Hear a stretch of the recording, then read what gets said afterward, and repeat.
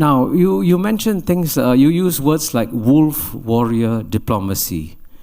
And what's interesting is that while the term wolf warrior diplomacy is so frequently used in the Anglo-Saxon media, and as you know, the Anglo-Saxon media, let's be very blunt about this, has a very jaundiced view of China, and the rest of the world discounts what the Anglo-Saxon media says about China. What the rest of the world does is to look at what China does and then deal with it. And at the end of the day, you will notice that countries have a choice.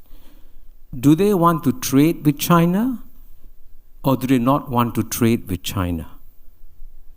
And if you look at the deeds, China today does far more trade with the rest of the world than the United States does. By the way, we do want to have trade with the United States too. But trade, as you know, is a voluntary activity. But it benefits the countries that do it. So you take a country like Brazil, which is much, much closer to the United States than it is to China. 20 years ago, it took Brazil 1 year to export $1 billion to China.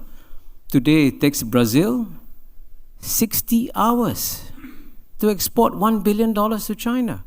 So why shouldn't Brazil have a normal trading relationship with China? So you can see, therefore, the point I'm trying to suggest to you is that if you look at many of the countries in the global south, not all, at many of the countries in the global south, they're very happy to have normal relations with China, and they have no difficulties. The difficulties have come, as I said, primarily between the United States and China for understandable reasons.